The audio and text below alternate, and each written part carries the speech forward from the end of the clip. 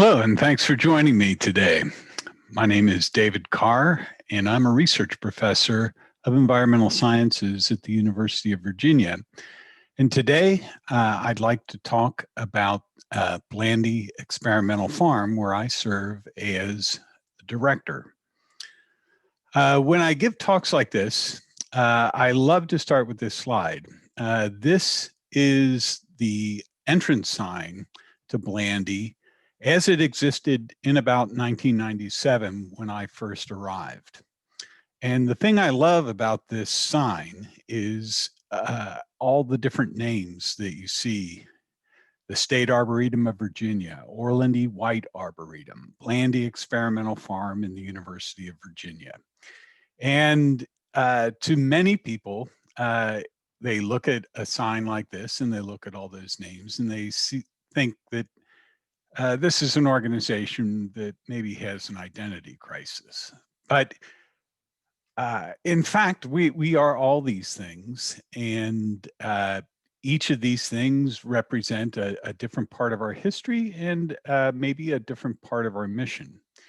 And so to really understand what Blandy Experimental Farm is all about, I've always found it helpful to go back in time and look at how Blandy has developed. So what is Blandy Experimental Farm? Well, the simple definition is that Blandy Experimental Farm is a 712-acre property owned by the University of Virginia in Clark County. We're located off of US 50, just east of Waterloo, Virginia. And the property looks a lot like the surrounding Clark County farmland. The history of the Blandy Experimental Farm starts with this fellow, Graham Blandy. Graham Blandy was a New York stockbroker, very successful in business, and like many wealthy people of his day, Graham Blandy had his city home, in this case in New York City, and he also had a country club, a country home, in this case in Clark County, Virginia. Graham Blandy bought the Tuileries estate in Clark County, including this beautiful mansion, and over the course of time accumulated over 1,000 acres. Graham Blandy farmed this land. He raised cattle, he had orchards, he had row crops, he grew grains. He was very much a gentleman farmer, like many wealthy people in his day.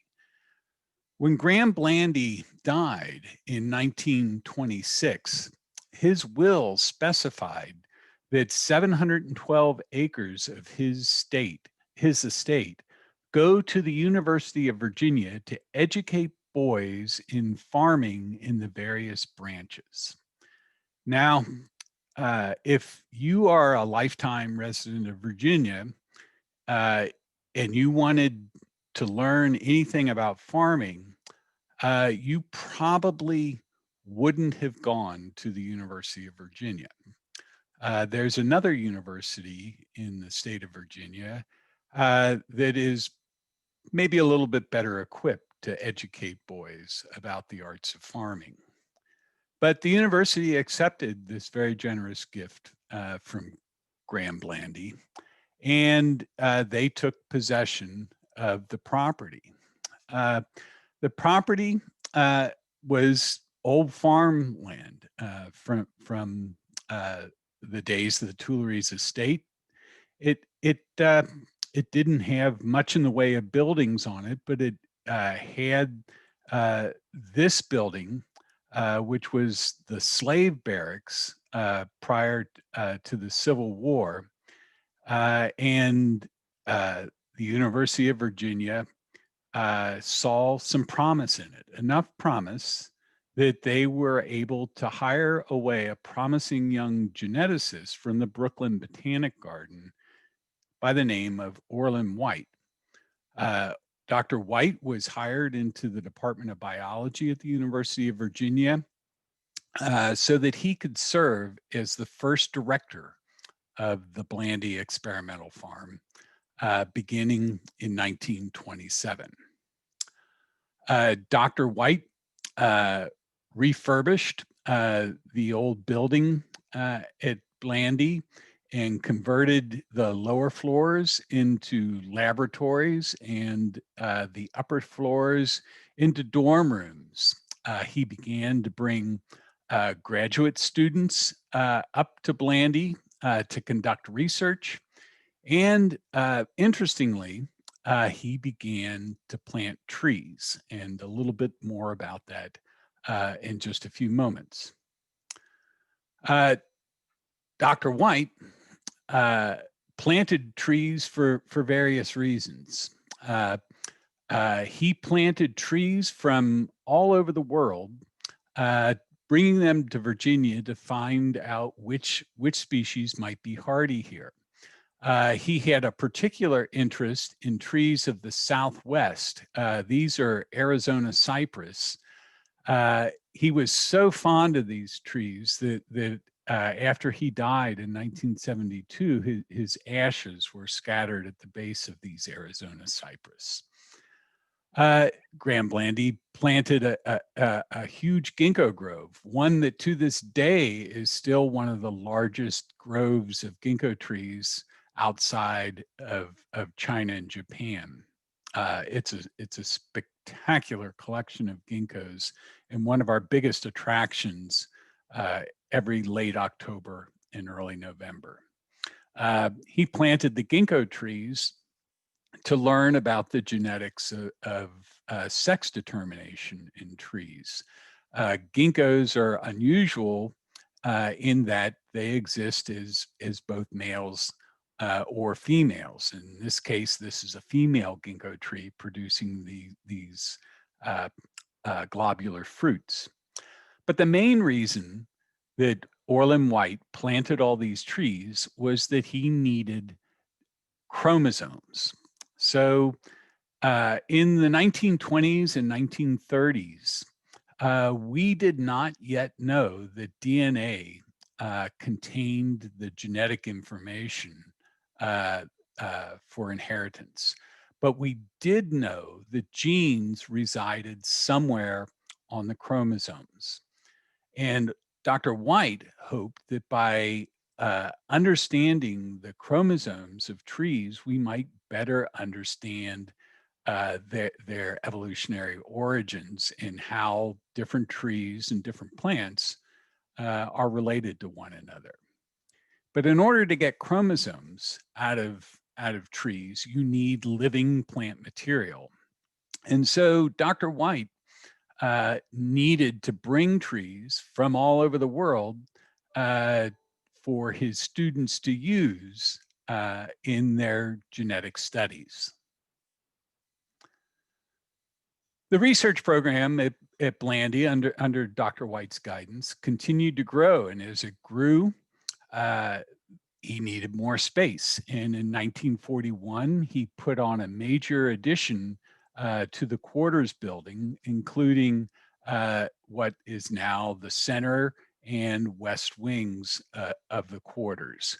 More laboratory space, more dorm space, a new kitchen, a library, and a dining room were all included in this renovation.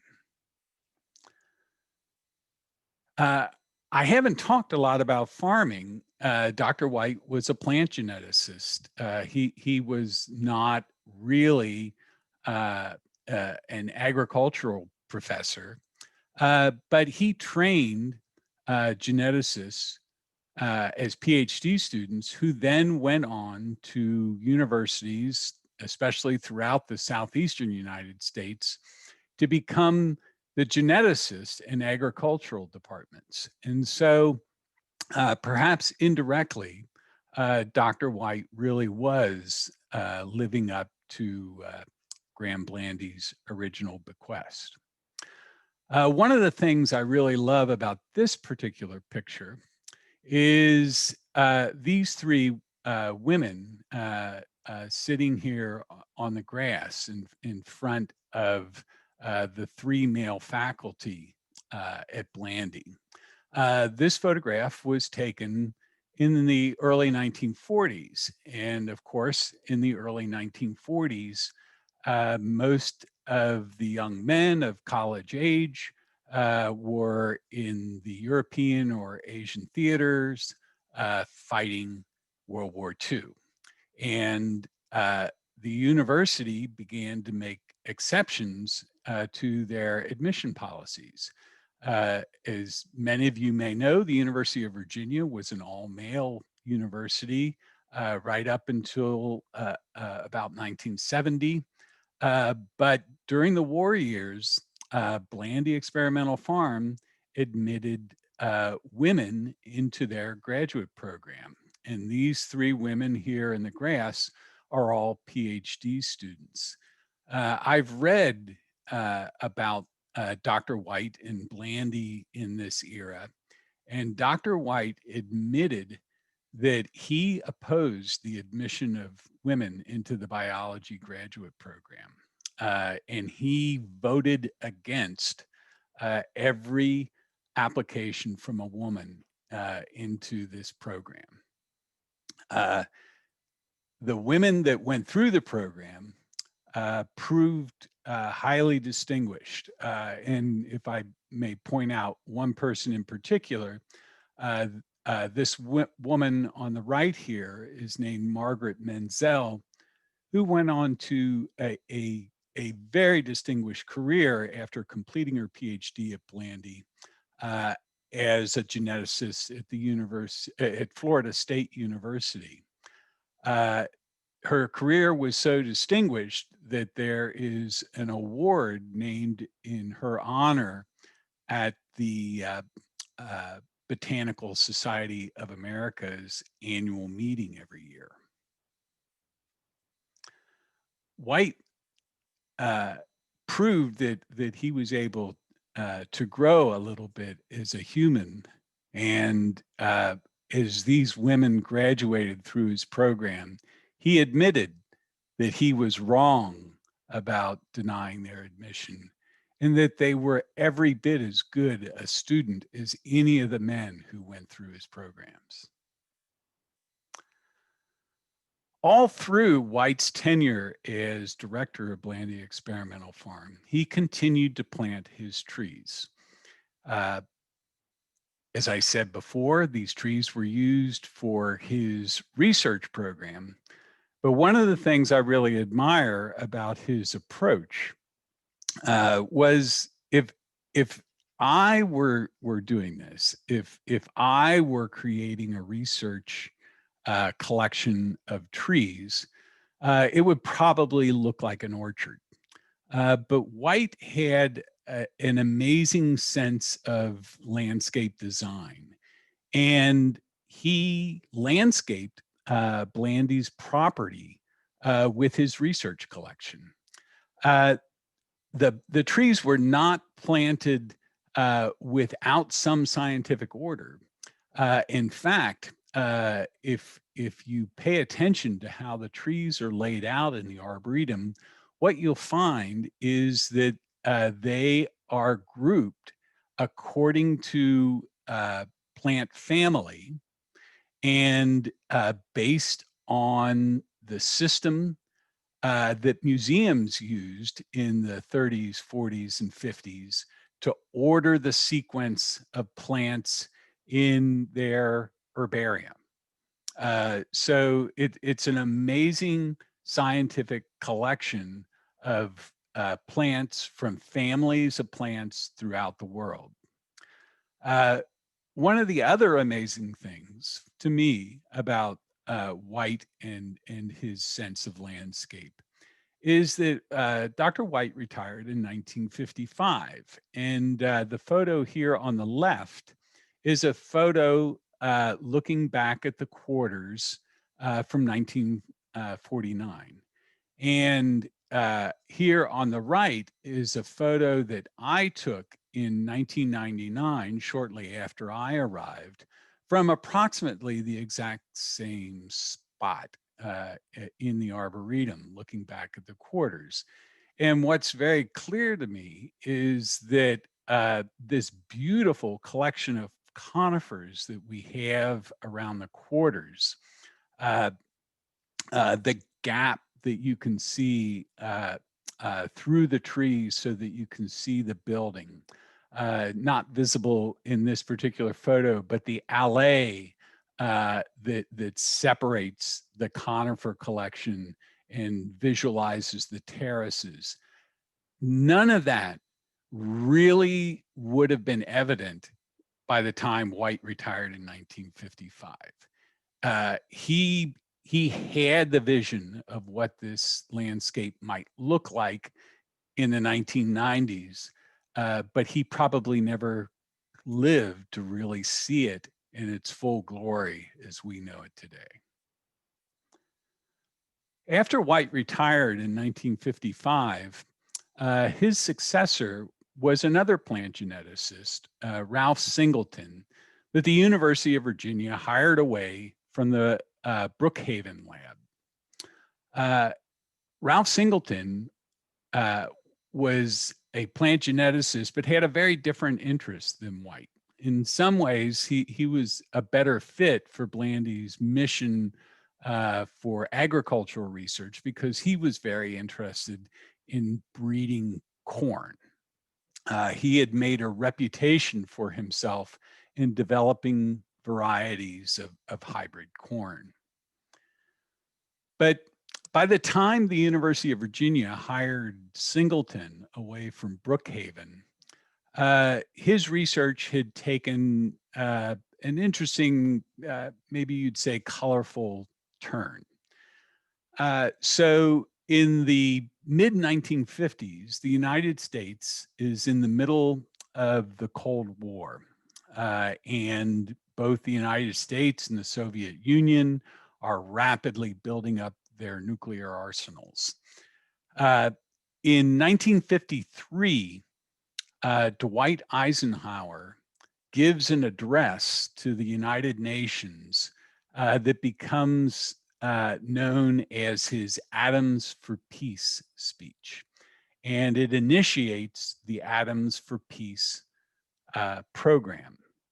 Eisenhower's idea was that despite all the horrible possibilities of nuclear energy in the form of nuclear weapons, nuclear material perhaps held great promise in medicine, engineering, agriculture, and biology. And he began a program to support research on the peaceful use of radiation. And Ralph Singleton joined the Atoms for Peace program and got funding to create a radiation lab at Blandy Experimental Farm. So here are some of the atomic researchers at Blandy in the 1950s in what became known as the radiation pit.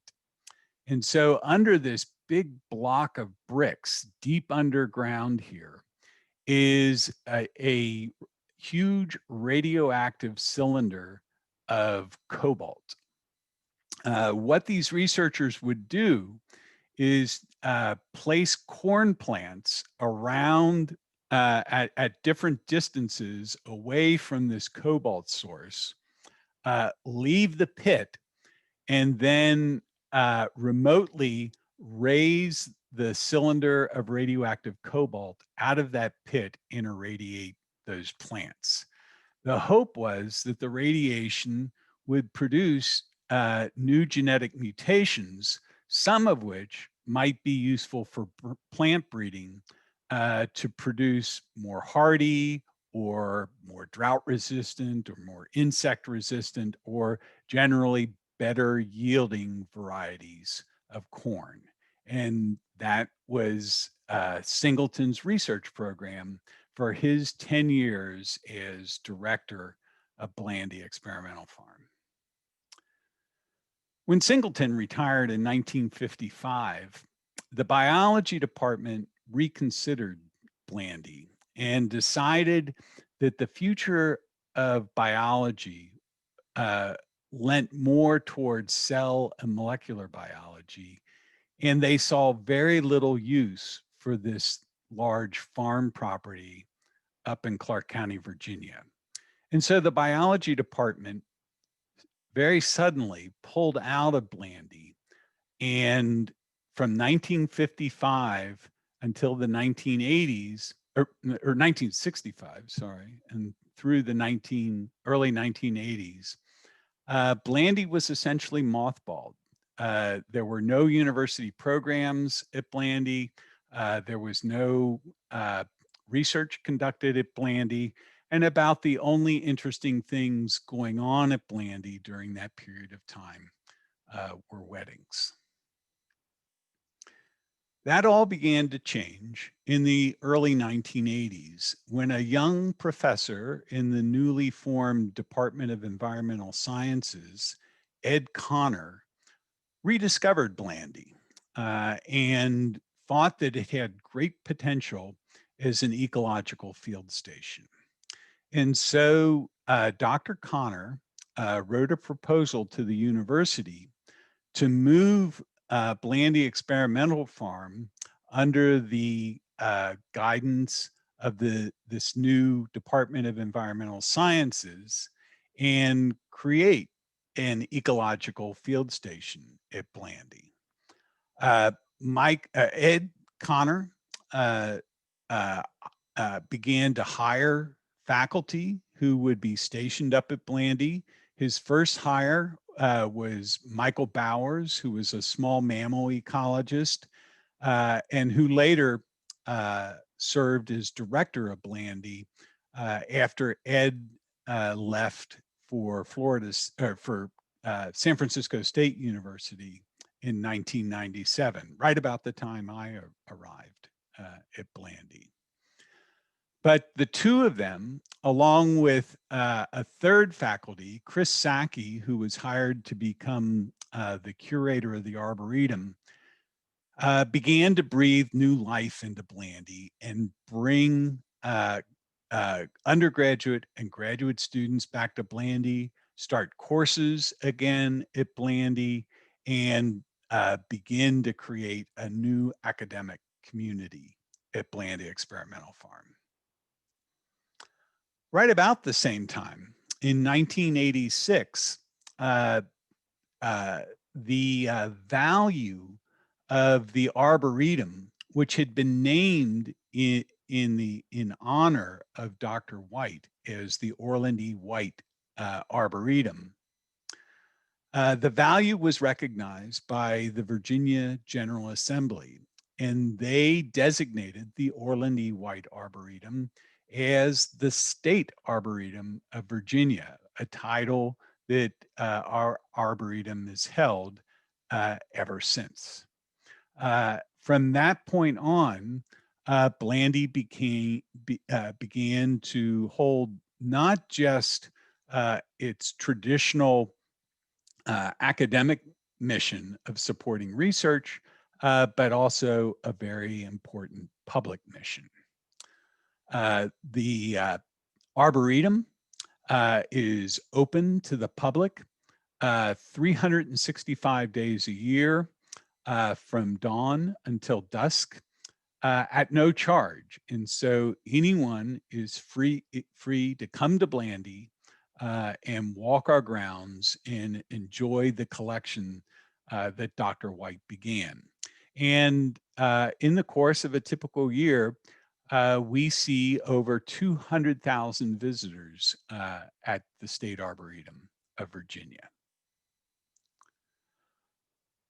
In addition to our research programs, we have a very thriving K-12 program that sees over 7,000 K-12 students from all of the local school districts, most of the local private schools, and even a lot of the homeschooled children who come to Blandy for grade-specific science education programs with our K-12 staff.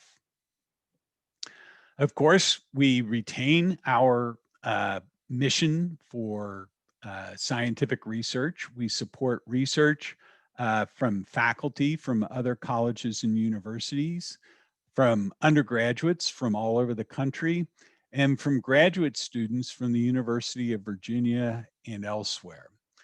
We support this research by providing students with field sites and providing them with financial support for their research.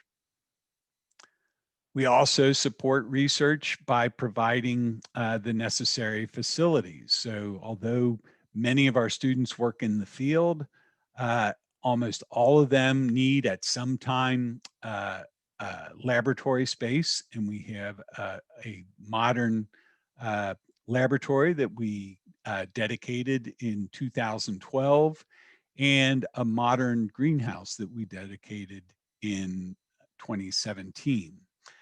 We also have housing for students and visiting faculty, some modern, some not so modern. In fact, our undergraduates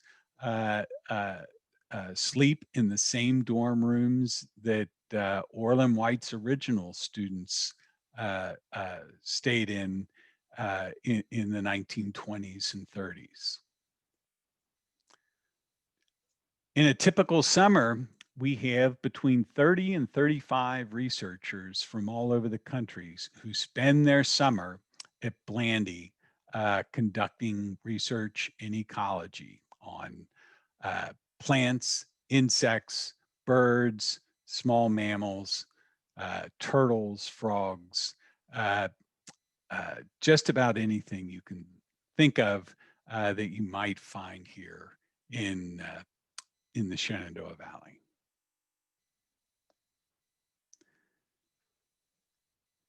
As I said, in addition to our traditional academic mission of supporting research and training of students, we have a very public mission.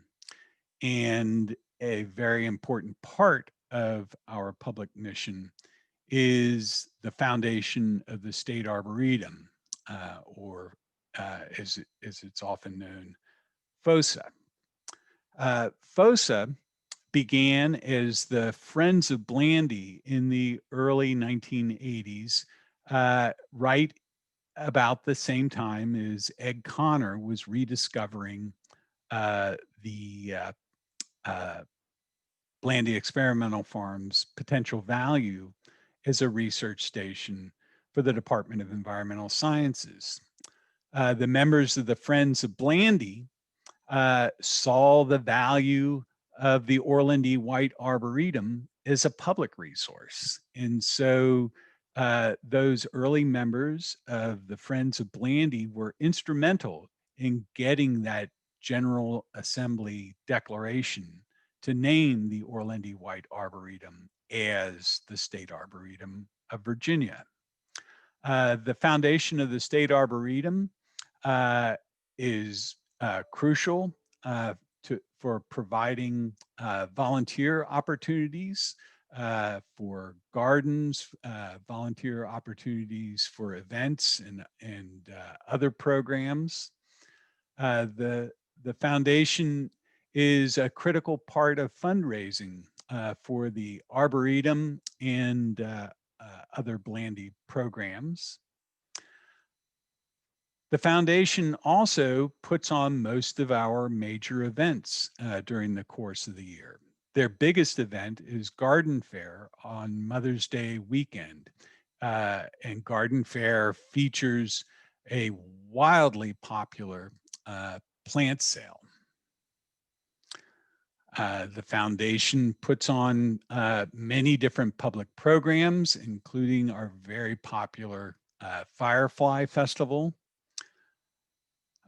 Workshops such as gardening workshops and summer nature camps for young school-age children who get to work with the young researchers, undergraduate and graduate researchers that we have at Blandy.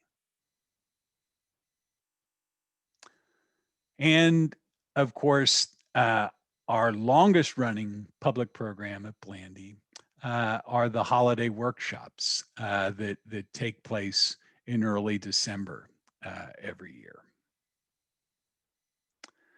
So here we are, sort of back where we started. This is the front entrance sign as it exists today. It looks a little bit different from that 1997 vintage sign, but there's still a bunch of names on there. The State Arboretum of Virginia, Blandy Experimental Farm, and the University of Virginia. But hopefully now you'll understand why all three of those names are important to us, and understand what each of those have to offer. I hope that you also might consider not only coming to visit Blandy Experimental Farm, if you haven't done so already. As I said, we're open 365 days a year from dawn until dusk at no charge. But I hope you might also consider supporting the work that we do at Blandy and the activities that we provide the public by joining the foundation of the State Arboretum. I'd like to thank you for your time, and I hope you've enjoyed this lecture, and I wish you a pleasant 2021. Thank you for inviting us to talk to your community.